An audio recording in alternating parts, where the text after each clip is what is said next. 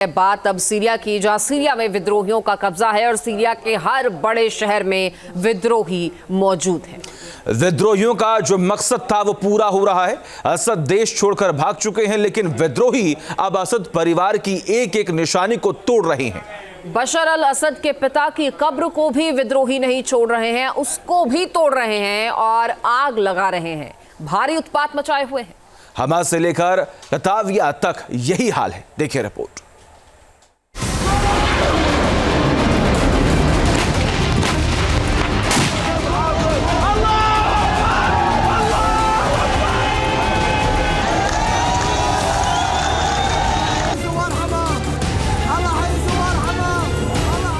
Syria पर जिसका था राज, उसकी निशानियां हो रही खाक।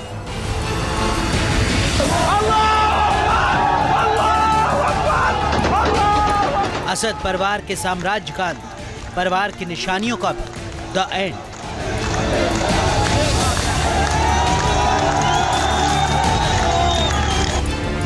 ये बशर अल असद के पिता हाफिज अल असद का मकबरा है, जिसको विद्रोहियों ने आग के हवाले कर दिया। ये मकबरा लताकिया में था, जहां HTS के विद्रोहियों ने पहले मकबरे को तोड़ा फोड़ा, फिर उसमें आग लगा दी। लताकिया के कारदा शहर में असद परिवार के और भी लोगों के मकबरे। विद्रोहियों का गुस्सा सभी मकबरों पर उतरा। हाफिज अल असद के ताबूत को भी विद्रोहियों ने जला दिया।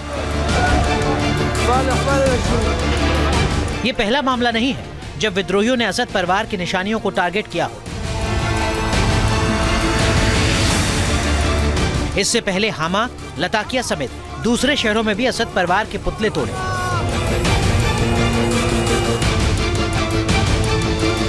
बशर असल असद के पोस्टर से लेकर मूर्तियां तक तोड़ डाली गई।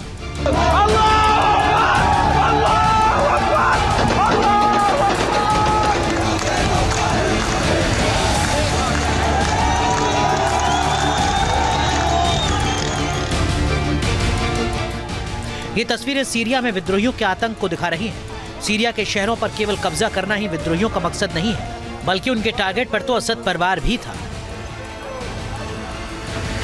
सोचिए, जिस तरीके से असद परिवार के मकबरे और पोस्टर पर विद्रोहियों का गुस्सा निकला है। सोचिए अगर इन विद्रोहियों को असद और उसका परिवार मिल जाता तो क्या करते। ये तस्वीर कारदा इलाके की है, जहां पर बशर अल असद के पिता हाफिज अल असद का मकबरा था, जिसको तबाह कर दिया। हाफिज अल असद का यह मकबरा उनके परिवार के दूसरे सदस्यों के साथ साथ उनके बेटे बशर अल असद के भाई बासिल अल असद के मकबरे को भी समेटे हुए था। बासिल अल असद की मौत 1994 में रोड एक्सीडेंट में हुई थी। असद परिवार की इस निशानी को विद्रोहियों ने तबाह कर दिया।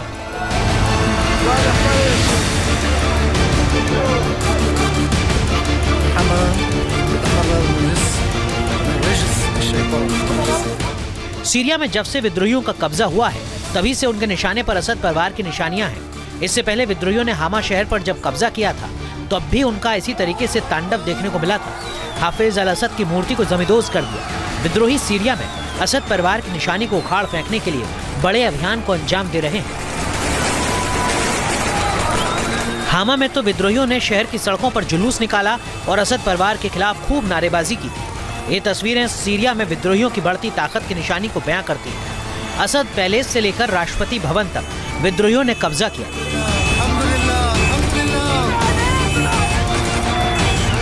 सीरिया में बशर अल असद और उसके पिताजी के 54 साल के क्रूर शासन का अंत हो गया है और विद्रोही उनकी एक एक मूर्ति को वहां पर तोड़ रहे हैं। बशर अल पिताजी की तो मूर्ति में वो तोड़ के उसके सिर के साथ विद्रोहियों ने फुटबॉल खेला।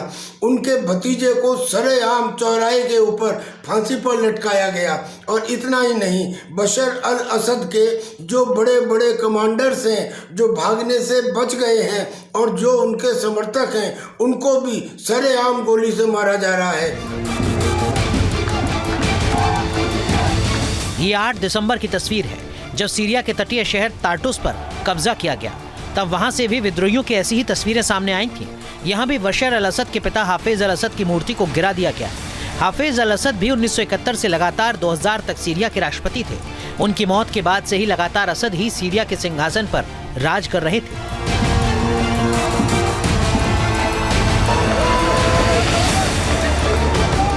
ये तस्वीर भी 8 दिसंबर की है, जहां हाफिज अल असद की मूर्ति को विद्रोहियों ने तोड़ा।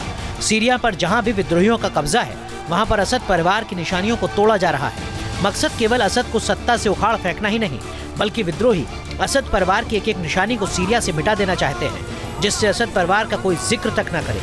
असद परिवार की निशानियां इतिहास के पन्नों में दफन हो जाए, उसे कोई पूछने वाला भी ना हो, क्योंकि विद्रोहियों का ये गुस्सा उसी वजह से उपजा था जिसकी वजह से सीरिया पहले भी गृह युद्ध में झुलसा था। लेकिन इस बार तो तख्ता पलट करके विद्रोहियों ने दम लिया और असद को देश छोड़कर भागना पड़ा। Team news nation.